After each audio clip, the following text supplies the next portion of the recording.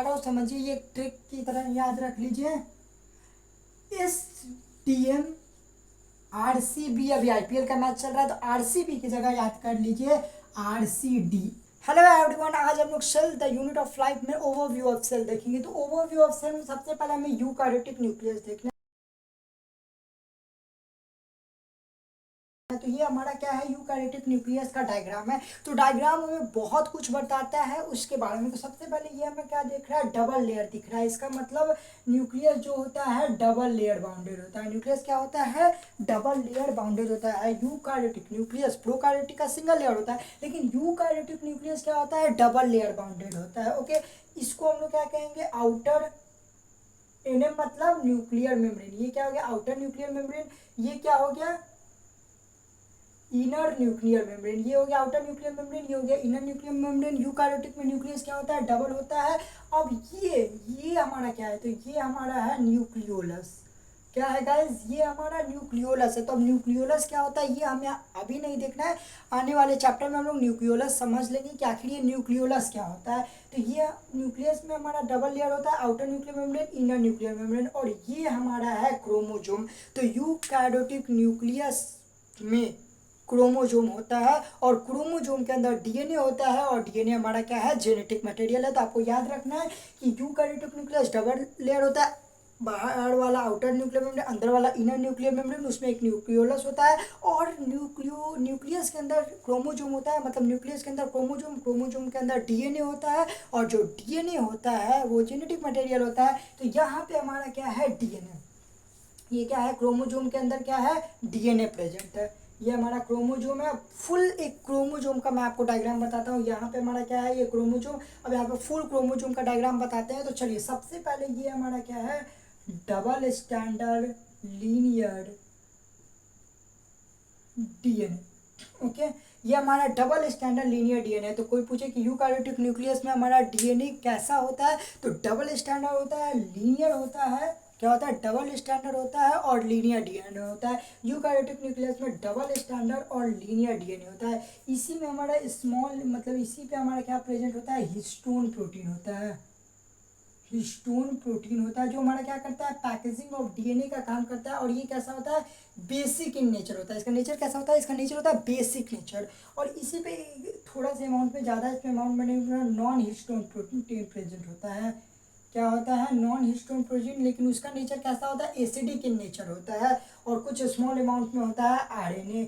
और यही चारों मिलके क्या बनाता है, क्रोमोजोम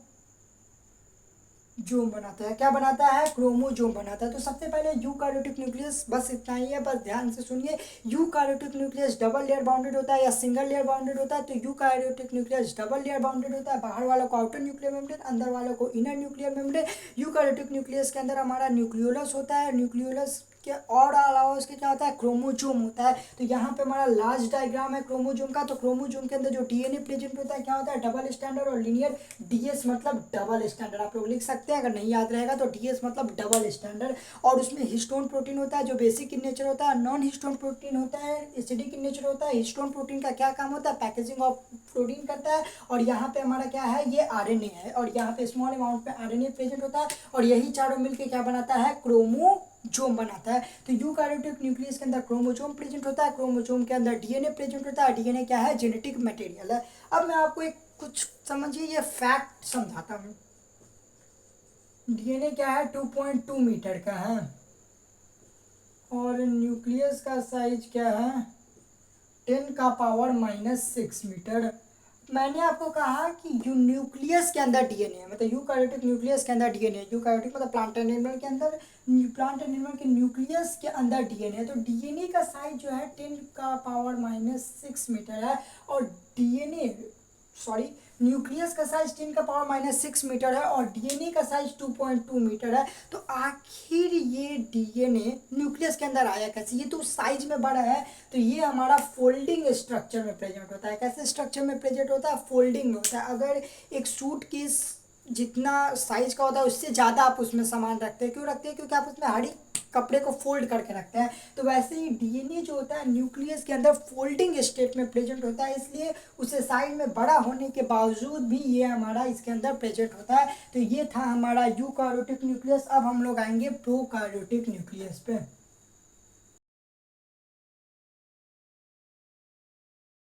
अब हम लोग यूकार्योटिक न्यूक्लियस को देख लिया, अब हम लोग देखेंगे प्रोकार्योटिक न्यूक्लियस को। मेरी राइटिंग खराब है लेकिन मैं अपना नोट्स डिस्क्रिप्शन में प्रोवाइड कर रहा हूँ, हैंड रिटन नोट्स। तो हम लोग क्या देखेंगे, प्रोकार्योटिक न्यूक्लियस को देखेंगे। तो ये मैंने प्रोकार्योटिक न्यूक्लियस का डायग्राम बनाया। तो सबसे पहले ये क्या है, सेल है, ये हमारा क्या है, साइटोप्लाज्म है।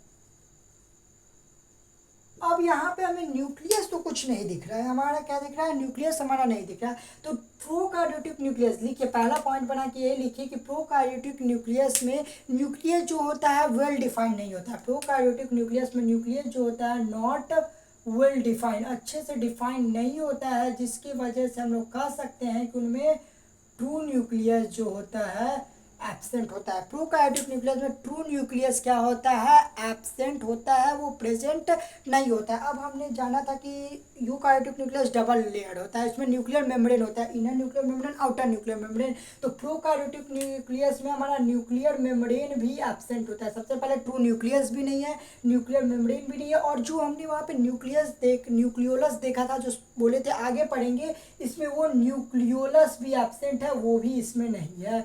इसमें ट्रू न्यूक्लियस भी नहीं है, इसमें न्यूक्लियर मेम्ब्रेन भी नहीं है, और इसमें न्यूक्लियोलस भी नहीं है। तो क्या इसमें डीएनए है, तो ये हमारा क्या है, डीएनए का स्ट्रक्चर है, मतलब इनमें डीएनए तो प्रेजेंट है, इतना तो है इनमें डीएनए प्रेजेंट है। तो क्या इनमें डीएनए न्यूक्लियस के अंदर प्रेजेंट है, जैसे उसमें हमारा डीएनए क्रोमोजोम और क्रोमोजोम से हमारा डीएनए न्यूक्लियस के अंदर प्रेजेंट था, तो क्या इसमें डीएनए न्यूक्लियस के अंदर प्रेजेंट है, नहीं, इसमें हमारा डीएनए साइटोप्लाज्म में प्रेजेंट है। तो आप लोग लिख सकते हैं कि डीएनए प्रेजेंट इन कहाँ पे, साइटोप्लाज्म में डीएनए प्रेजेंट है। अब इसके क्रोमोजोम को स्ट्रक्चर को देखेंगे, कहाँ होता है, क्रोमोजोम के अंदर डीएनए होता है। तो अब ये हम लोग क्रोमोजोम एक, पहले हम बाहर इसका डायग्राम बना लेते हैं यार, रुके यहाँ से इसी को प्रिंट कर लेते हैं।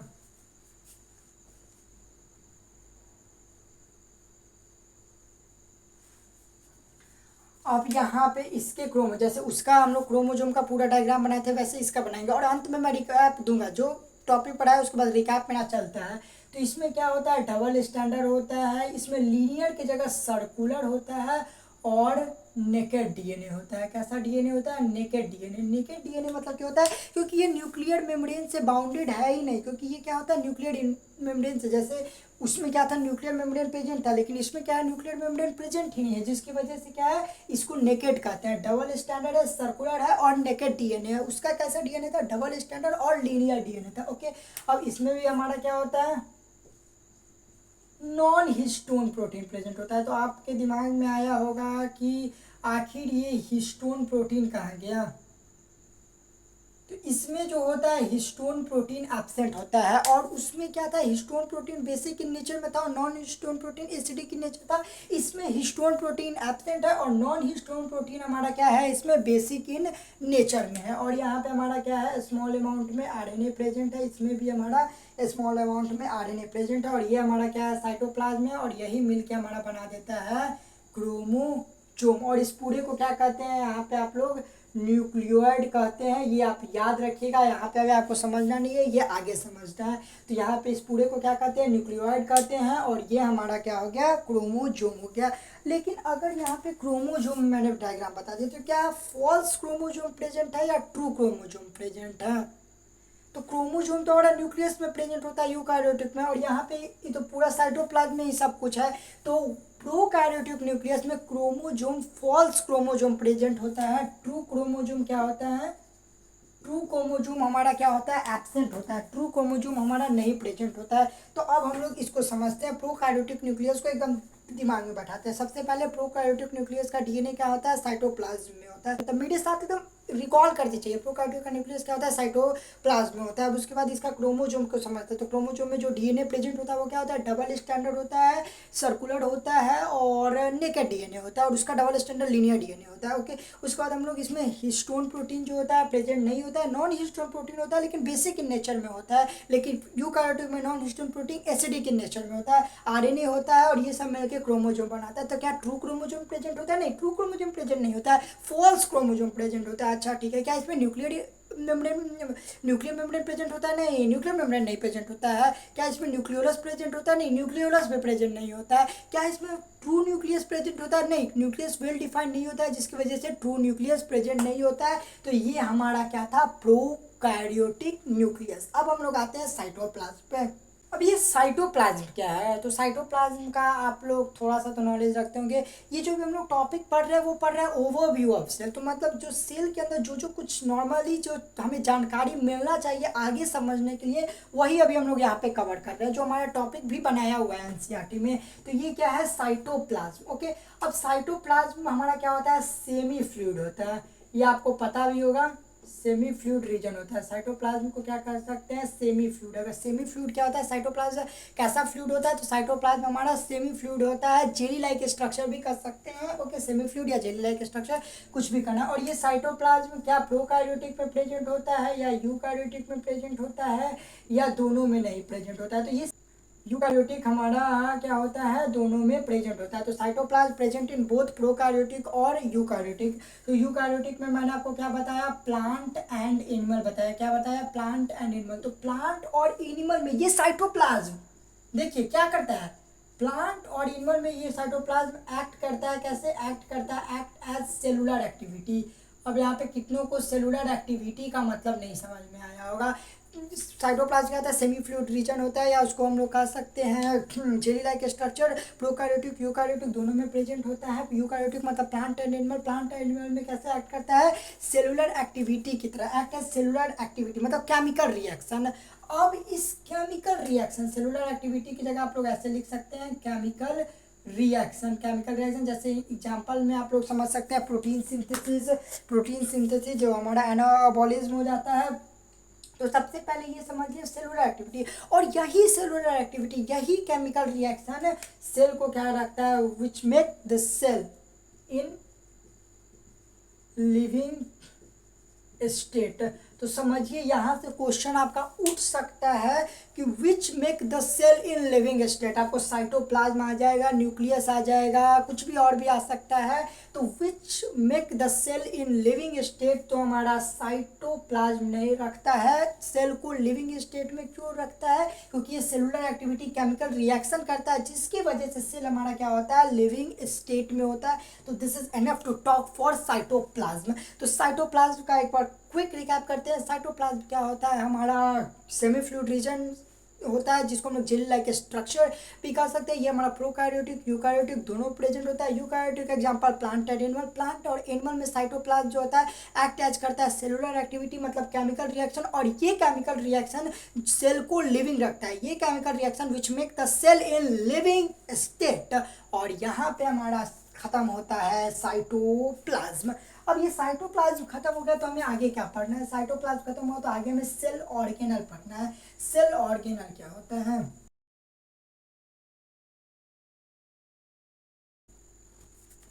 क्या पढ़ना है, सेल ऑर्गेनल। अब ये सेल ऑर्गेनल प्रोकैरियोटिक यूकैरियोटिक दोनों में प्रेजेंट होता है, या सिर्फ प्रोकैरियोटिक में प्रेजेंट होता है, या सिर्फ यूकैरियोटिक में प्रेजेंट होता है। तो ये जो सेल ऑर्गेनल होता है प्रोकैरियोट में तो एब्सेंट होता है प्रोकैरियोटिक में, लेकिन यूकैरियोटिक में ये क्या होता है, प्रेजेंट होता है। Cell organelle membrane bounded organelle को हम लोग क्या कहते हैं, सेल ऑर्गेनल कहते हैं। मेम्ब्रेन बाउंडेड ऑर्गेनल को क्या कहते हैं, सेल ऑर्गेनल कहते हैं। तो membrane bounded organelle present in eukaryotic but absent in prokaryotic. Membrane bounded organelle present in eukaryotic लेकिन एब्सेंट इन प्रोकैरियोटिक। ओके, अब हम लोग जैसे मेम्ब्रेन बाउंडेड ऑर्गेनल का एग्जांपल लिख लीजिए। ये हमें आगे में सब एग्जांपल को बहुत डिटेल में पढ़ना है। जैसे माइटोकॉन्ड्रिया। अब बताइए माइटोकॉन्ड्रिया किसे कहते हैं, बच्चा को कुछ याद हो या ना हो बायोलॉजी में, माइटोकॉन्ड्रिया तो जरूर याद होता है। Golgi operator. तो ये हमारा कुछ सेल ऑर्गेनल के एग्जांपल है, mitochondria, vacuoles, Golgi apparatus, rough endoplasmic reticulum, endoplasmic reticulum, ये सब हमारा कुछ एग्जांपल है। तो cell organelle membrane bounded organelle जो प्रोकैरियोटिक में हमारा एब्सेंट होता है, यूकैरियोटिक में प्रेजेंट होता है। कुछ हमने एग्जांपल लिखा, बस enough to talk for cell organelle. अब हम लोग सेल ऑर्गेनल के बाद क्या समझना है, राइबोसोम समझना है। तो राइबोसोम का तो आपको एक तो पता होगा जरूर बात, क्योंकि ये इसका मेन फंक्शन है प्रोटीन सिंथेसिस। क्योंकि 9th क्लास में राइबोसोम, अगर आपने 9th क्लास में अच्छे से पढ़ा होगा तो आपको ये पता होगा, क्योंकि 9th क्लास में राइबोसोम पढ़ना है, थोड़ा सा बस यही पढ़ना है जो अभी मैंने आपको बताया। तो राइबोसोम होता है स्मॉलेस्ट ऑर्गेनल। जैसे मैं राइबोसोम को कह रहा हूँ स्मॉलेस्ट ऑर्गेनल, तो आप इस पे ऐसे लीजिए ब्लैक पेन या कोई हाइलाइटर और ऐसे हाईलाइट कीजिए, क्योंकि आपको पूछ सकता है स्मॉलेस्ट ऑर्गेनल। अब आपको राइबोसोम, माइटोकॉन्ड्रिया या कुछ भी दे सकता है। तो स्मॉलेस्ट ऑर्गेनल कौन होगा, राइबोसोम हमारा स्मॉलेस्ट ऑर्गेनल होता है। क्या ये मेम्ब्रेन से बाउंडेड होता है या मेम्ब्रेन लेस होता है, तो राइबोसोम हमारा स्मॉलेस्ट ऑर्गेनल होता है और ये हमारा मेम्ब्रेन। मैं सब कुछ लिख रहा हूँ जो जरूरी है, लेकिन बस मेरा राइटिंग खराब है, आप उसे अच्छे से लिख सकते हैं। मैं क्योंकि पहले मैं फोटो अपलोड कर रहा हूँ वीडियो के बीच में। तो ये राइबोसोम हमारा क्या होता है, स्मॉलेस्ट ऑर्गेनल होता है, मेम्ब्रेन लेस होता है। और इसका फंक्शन क्या होता है, इसका मेन फंक्शन होता है प्रोटीन सिंथेसिस। मेन फंक्शन इसका क्या होता है, सबसे मेन और सबसे इम्पोर्टेंट फंक्शन इसका होता है प्रोटीन सिंथेसिस। अब स्मॉलेस्ट ऑर्गेनल होता है, मेम्ब्रेन लेस होता है, मेन फंक्शन होता है प्रोटीन सिंथेसिस। अब यहाँ पे मैं कुछ लिख रहा हूँ, क्या है, एक मिनट, पैलेट पार्टिकल्स। राइबोसोम को हम लोग पैलेट पार्टिकल्स भी कहते हैं। तो अगर कोई आपको पूछ दे कि पैलेट पार्टिकल्स किसको कहते हैं, तो पैलेट पार्टिकल्स राइबोसोम को कहते हैं। इसको पैलेट पार्टिकल्स क्यों कहते हैं, क्योंकि इसको पैलेट साइंटिस्ट ने डिस्कवर किया। तो देखिए आपको यहाँ पे बताया कि राइबोसोम को पैलेट पार्टिकल्स कहते हैं, लेकिन क्वेश्चन ऐसे नहीं पूछेगा। क्वेश्चन पूछेगा कि राइबोसोम को किस साइंटिस्ट ने डिस्कवर किया, तो ये एनसीईआरटी में कहीं मेंशन नहीं है, लेकिन मेंशन है पैलेट पार्टिकल्स। तो पैलेट साइंटिस्ट ने राइबोसोम का डिस्कवर किया, इससे आपको रिलेट करके ये भी याद रखना है। अब क्या राइबोसोम हमारा दोनों में प्रेजेंट होता है, यूकार्योटिक और प्रोकार्योटिक। तो राइबोसोम एक ओनली ऐसा ऑर्गेनल है, राइबोसोम एक ऐसा ऑर्गेनल है जो हमारा प्रोकार्योटिक और यूकार्योटिक दोनों में प्रेजेंट होता है। नहीं तो और कोई ऐसा नहीं है जो प्रोकार्योटिक में प्रेजेंट, यूकार्योटिक में प्रेजेंट होता है, प्रोकार्योटिक में नहीं। लेकिन राइबोसोम हमारा प्रोकार्योटिक में प्रेजेंट होता है। तो प्रोकार्योटिक में कैसा राइबोसोम प्रेजेंट होता है और यूकार्योटिक में कैसा राइबोसोम प्रेजेंट होता है। तो सबसे पहले प्रोकार्योटिक में जो राइबोसोम प्रेजेंट होता है वो होता है 70A का राइबोसोम। प्रोकार्योटिक के साइटोप्लाज्म में हमारा 70S का राइबोसोम पाया जाता है। अब ये एस का मतलब क्या होता है ये अभी आपको नहीं पता चलेगा, नेक्स्ट 2 लेक्चर इसी चैप्टर में आपको इस एस का मतलब पता चल जाएगा। तो सबसे पहले आपको याद रखना है कि प्रोकार्योटिक में राइबोसोम कैसा पाया जाता है, तो प्रोकार्योटिक के साइटोप्लाज्म में राइबोसोम 70S का पाया जाता है। अब हम लोग यूकार्योटिक पे आ जाते हैं। तो यूकार्योटिक के साइटोप्लाज्म में 80S का राइबोसोम पाया जाता है। रफ एंडोप्लाज्म, अभी मैं डायग्राम नहीं बना रहा हूँ क्योंकि आपके लिए अभी इंपॉर्टेंट नहीं है। रफ एंडोप्लाज्मिक रेटिकुलम में 80S का पाया जाता है। माइटोकॉन्ड्रिया में 70S का पाया जाता है। क्लोरोप्लास्ट में हमारा पाया जाता है 70S का। अब बच्चा सोच रहा होगा क्लोरोप्लास्ट, तो यस यूकार्योटिक हमारा प्लांट और एनिमल दोनों के लिए है। तो यहाँ पे मैं कुछ भी बना सकता हूँ, किसी का ऑर्गेनल बना सकता हूँ। तो यहाँ पे क्लोरोप्लास्ट में क्या होता है 70S का प्रेजेंट होता है। तो इससे आपका कोई कंक्लूजन निकला कि प्रोकार्योटिक में तो सिर्फ 70S का राइबोसोम पाया जाता है, लेकिन यूकार्योटिक में 70S और 80S दोनों का राइबोसोम पाया जाता है। प्रोकार्योटिक में तो सिर्फ 70S का राइबोसोम पाया जाता है, यूकार्योटिक में हमारा 70S और 80S दोनों एस का राइबोसोम पाया जाता है। लेकिन ये आपको याद रखना है कि यूकार्योटिक के साइटोप्लाज्म में हमारा 80S का राइबोसोम पाया जाता है। तो आई होप आपको राइबोसोम क्लियर हो गया। तो अब चलिए राइबोसोम का क्विक रिकैप करते हैं। तो सबसे पहले राइबोसोम हमारा क्या होता है, स्मॉलेस्ट ऑर्गेनल होता है। कोई पूछे स्मॉलेस्ट ऑर्गेनल कौन है तो हम लोग बोलेंगे राइबोसोम। ओके, ये बात क्लियर। राइबोसोम हमारा मेम्ब्रेन लेस होता है, हाँ राइबोसोम हमारा मेम्ब्रेन लेस होता है। राइबोसोम का मेन फंक्शन होता है प्रोटीन सिंथेसिस, इसको पैलेट पार्टिकल्स कहते हैं, इसको पैलेट पार्टिकल्स कहते हैं। और राइबोसोम हमारा प्रोकार्योटिक यूकार्योटिक दोनों में प्रेजेंट होता है। प्रोकार्योटिक में 70S का राइबोसोम प्रेजेंट होता है, यूकार्योटिक में 70S 80S दोनों का प्रेजेंट होता है, लेकिन यूकार्योटिक के साइटोप्लाज्म में 80S का राइबोसोम प्रेजेंट होता है। तो अभी तक हमने क्या क्लियर किया या क्या पढ़ा, तो अभी तक ने हम लोग पढ़ा, अभी तक में हम लोग पढ़े यूकार्योटिक न्यूक्लियस, प्रोकैरियोटिक न्यूक्लियस और यूकैरियोटिक न्यूक्लियस। प्रोकैरियोटिक न्यूक्लियस में जो क्रोमोसोम पाया जाता है, जो डीएनए पाया जाता है, उसके बीच का डिटेल पढ़े, फिर साइटोप्लाज्म पढ़े, फिर सेल ऑर्गेनल पढ़े और फिर राइबोसोम पढ़े। राइबोसोम किस में पाया जाता है, किस में नहीं पाया जाता है। अब हम लोग पढ़ेंगे सेंट्रोसोम। क्या पढ़ेंगे, सेंट्रोसोम। तो सेंट्रोसोम प्रोकैरियोटिक में प्रेजेंट होता है या नहीं, यूकैरियोटिक में प्रेजेंट होता है कि नहीं।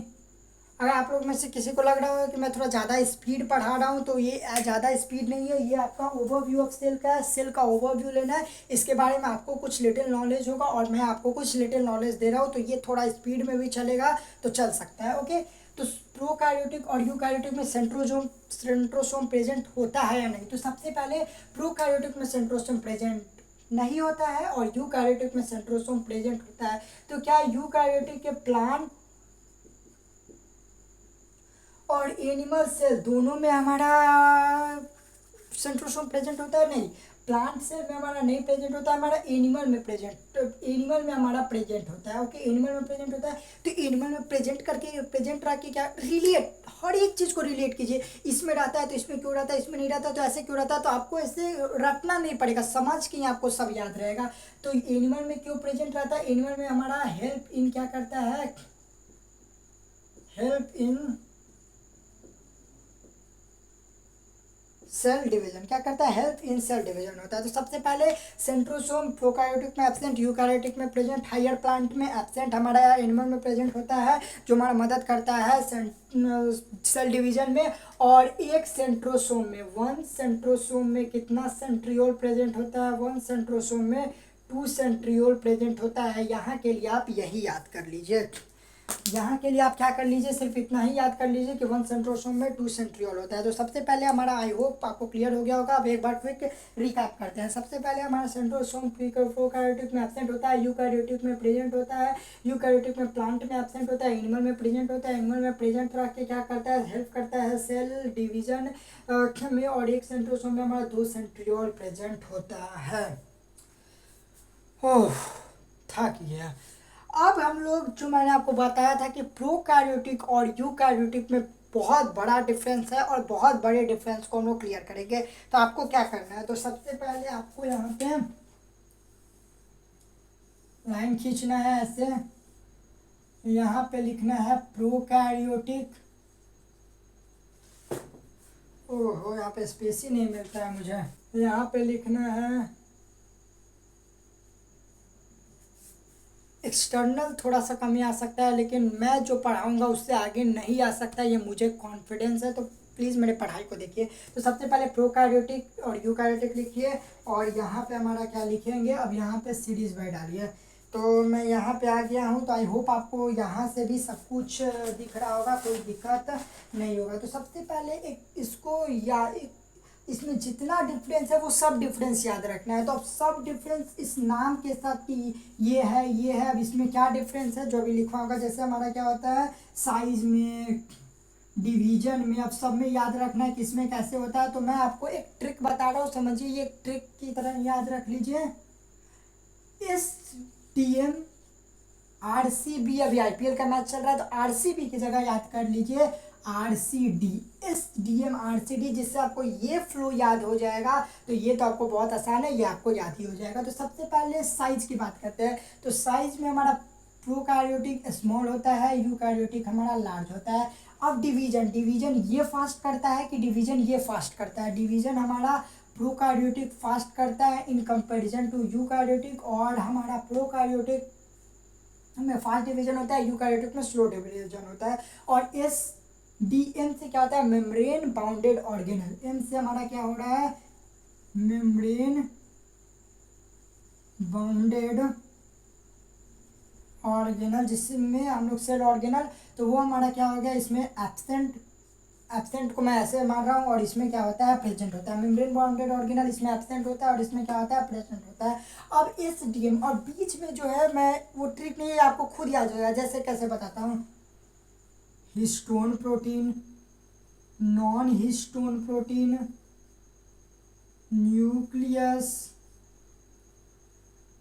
न्यूक्लियोलस और न्यूक्लियर मेम्ब्रेन। तो ये तो आपको नॉर्मल से याद हो जाएगा, हिस्टोन प्रोटीन नहीं प्रेजेंट होता है प्रोकैरियोटिक में। ये बहुत अच्छा से क्लियर किया होगा, अभी तक आपको याद होना चाहिए। और यूकैरियोटिक में प्रेजेंट होगा नॉन हिस्टोन प्रोटीन, हमारा दोनों में प्रेजेंट होगा, लेकिन इसमें क्या हो जाएगा, बेसिक इन नेचर में हो जाएगा, और इसमें क्या हो जाएगा, एसिडिक इन नेचर में हो जाएगा। न्यूक्लियस तो इसमें ट्रू न्यूक्लियस जो होता है एब्सेंट होता है, इसमें प्रेजेंट होता है। न्यूक्लियोलस इसमें एब्सेंट होता है, इसमें प्रेजेंट होता है, जो मैंने आपको डायग्राम के थ्रू समझाया था। न्यूक्लियर मेम्ब्रेन जो हमने डायग्राम के थ्रू समझाया था, इसमें नहीं एब्सेंट होता है और इसमें प्रेजेंट होता है। तो अभी तक क्या देखे, एसटीएम साइज किसका बड़ा, प्रोकैरियोटिक का छोटा, यूकैरियोटिक का बड़ा। डिवीजन इसमें फास्ट होता है, उसमें स्लो होता है। इसमें मतलब इसमें प्रोकैरियोटिक, उसमें मतलब eukaryotic. SDM M membrane bounded organelle, इसमें एब्सेंट होता है, उसमें प्रेजेंट होता है। तो यहाँ तक आप लोग समझ गए। अब हम लोग एसडीएम के बाद चलेंगे आरसीडी। यहाँ पे कोशिश कर रहा हूँ, राइबोजोम क्या होता है, राइबोजोम। राइबोजोम हमारा इसमें प्रेजेंट होता है, 70 एज का होता है, और इसमें 70 एज और 80 एज दोनों का राइबोजोम प्रेजेंट होता है। यहाँ पे राइबोजोम दोनों में प्रेजेंट होता है, इसमें 70 एज का, और इसमें 70 एज और 80 एज दोनों का राइबोजोम प्रेजेंट होता है। अब सी से हम लोग समझते हैं सेंट्रोसोम। आई होप कहीं इसके नीचे का बोर्ड नहीं आ रहा होगा, तो मैं इसी के बीच में लिखूंगा सेंट्रोसोम। सेंट्रोसोम तो इसमें पता ही है एब्सेंट होता है, इसमें क्या होता है, प्रेजेंट होता है। अब यहाँ पे सी से सेंट्रोसोम, सी से और होता है, हाँ, तो सी से हमारा होता है क्रोमोजोम। तो इसमें क्या होता है, फॉल्स क्रोमोजोम प्रेजेंट होता है, और इसमें हमारा ट्रू क्रोमोजोम प्रेजेंट होता है। इसमें ट्रू क्रोमोजोम क्या होता है, एब्सेंट होता है। आर सी और आप सी से और डी से हमारा क्या हो जाएगा, डीएनए हो जाएगा। तो डीएनए क्या होता है, डबल स्टैंडर्ड होता है, सर्कुलर होता है, और नेकेड डीएनए होता है। नेकेड डीएनए क्या होता है, क्योंकि न्यूक्लियर मेम्ब्रेन नहीं है, और इसमें डबल स्टैंडर्ड होता है, लीनियर डीएनए होता है। अब आर सी और आर सी से हो गया, और डी से हमारा और तो कुछ बचा नहीं, तो यहाँ से हमारा कंप्लीट हुआ। तो S D M R C D से आप लोग सब कुछ याद कर सकते हैं। तो एक बार क्विक रिकैप करते हैं कि आप लोग इसमें अभी क्या प्रोकैरियोटिक यूकैरियोटिक में अपने डिवीजन कैसे देखा। S D M R C D के साइज, इसमें छोटा उसमें बड़ा, डिवीजन इसमें फास्ट उसमें स्लो, मेम्ब्रेन बाउंडेड ऑर्गेनल इसमें नहीं प्रेजेंट होता है, उसमें प्रेजेंट होता है। न्यूक्लियस इसमें ट्रू न्यूक्लियस एब्सेंट होता है, इसमें प्रेजेंट होता है। Nuclear membrane absent present, nucleolus absent present, और क्या हिस्टोन प्रोटीन एब्सेंट, उसमें प्रेजेंट। नॉन हिस्टोन प्रोटीन दोनों में प्रेजेंट, लेकिन इसमें बेसिक नेचर, उसमें हमारा एसिडिक नेचर। उसके बाद एच डी एम का काम खत्म होता है। आर क्रोमोजोम दोनों में, राइबोजोम दोनों में प्रेजेंट। 70 एज का, उसमें 70 एज 80 एज दोनों का। सेंट्रोसोम हमारा इसमें एब्सेंट, उसमें प्रेजेंट। सेंट्रो क्रोमोजोम इसमें भी प्रेजेंट, फॉल्स क्रोमोजोम इसमें प्रेजेंट, उसमें ट्रू क्रोमोजोम प्रेजेंट। और डी से हमारा DNA double standard, circular, naked. Naked क्यों, क्योंकि न्यूक्लियर मेम्ब्रेन से बाउंडेड नहीं होता है, इसमें डबल स्टैंडर्ड, और लीनियर डीएनए। तो आई होप थोड़ा सा ये लेक्चर स्पीड रहा होगा, लेकिन आई होप मैंने इतना बार रिकैप रिवीजन करवाया है कि आपको अभी सब कुछ याद हो गया होगा। तो सबसे फ़ोन की बैटरी डाउन हो गई थी, जिसकी वजह से मुझे पता ही नहीं था, तो जिसकी वजह से मेरा वो वीडियो ही बीच में रुक गया था, तो यहाँ से मुझे फिर से रीशूट करना पड़ रहा है। तो चलिए समझते हैं shape and size of cell. क्या समझते हैं, shape and size of cell. तो शेप और size of cell different cell में वेरी करता है या सेम रहता है। तो shape and size of cell different cell में हमारा वेरी करता है। क्यों वैरी करता है डिफरेंट सेल में, क्योंकि फंक्शन के अनुसार। शेप और साइज डिफरेंट सेल में वैरी करता है अकॉर्डिंग टू फंक्शन। अगर कोई सेल का कुछ और काम होगा तो उसका उस अनुसार फंक्शन होगा, कोई सेल का कुछ और काम होगा उसका उस फंक्शन के अनुसार शेप होगा। तो शेप एंड साइज हमारा वैरी करता है सेल में, क्यों, ड्यू टू देयर फंक्शन, उसके फंक्शन के अनुसार। अब यहाँ पे कुछ याद करने वाले पॉइंट है जो आपको याद कर लेना है। माइको प्लाज्मा हमारा क्या होता है, स्मॉलेस्ट सेल होता है। इसका आपको साइज याद रखना है, 0.3 माइक्रोमीटर। ऑस्ट्रिच एग जो होता है लार्जेस्ट सेल होता है। नर्व सेल हमारा क्या होता है, लॉन्गेस्ट सेल होता है। उसके बाद हमारा बैक्टीरिया का साइज जैसे नॉर्मल आप लोग याद रख सकते हैं, 3 से 5 माइक्रोमीटर। ओके, तो ये आपको याद रखना है। Microplasm smallest cell, smallest organelle तो मैंने राइबोसोम बता दिया, लेकिन smallest cell microplasm, largest cell ostrich cell. लेकिन देखिए आपसे अगर कोई क्वेश्चन में पूछ दे कि लॉन्गेस्ट सेल बताइए, तो आप लोग क्या लिख के आ जाते हैं, ऑस्ट्रिच सेल लिख के आ जाते हैं, लेकिन ये गलत है। लॉन्गेस्ट सेल क्या होगा, नर्व सेल होगा। यह डिफरेंस आपको जानना है। लॉन्गेस्ट सेल होगा नर्व सेल, कोई पूछे लॉन्गेस्ट सेल तो नर्व सेल, लेकिन कोई पूछे लार्जेस्ट सेल तो हमारा ऑस्ट्रिच एग आ जाता है। तो shape and size of cell vary करता है, कैसे वैरी करता है, अकॉर्डिंग टू फंक्शन वैरी करता है। और माइकोप्लाज्म स्मॉलेस्ट होता है, ऑस्ट्रिच सबसे बड़ा होता है, ये लॉन्गेस्ट होता है। अब आपको एनसीईआरटी को खोलना है, जो ओवरव्यू ऑफ सेल है उसमें यहाँ पे आपको सबका कुछ कुछ का फंक्शन दिया हुआ है, जैसे आरबीसी का फंक्शन दिया है, मेसोफिल सेल का ये आपको फंक्शन सॉरी बोल रहा हूँ, उसका शेप दिया है, कैसा शेप होता है। तो ये आप लोग याद कर लीजिएगा, या डिस्क्रिप्शन में मेरा नोट्स देखिएगा, या अभी जो स्क्रीनशॉट में मैंने डाला है नोट्स उसमें मैं ये लिखा हूँ, तो ये याद कर लीजिएगा। इसकी आने की संभावना है, आ सकता है, तो हर एक चीज़ इंपॉर्टेंट है। तो आई होप आज मैं जो पढ़ाया ओवरव्यू ऑफ सेल आपको मज़ा आया होगा। तो प्लीज़ एक वैल्यूएबल कमेंट छोड़ के जाइएगा, क्योंकि वो हमारे पढ़ाने का बहुत बड़ा इंस्पायरेशन होता है। तो थैंक यू एवरीवन।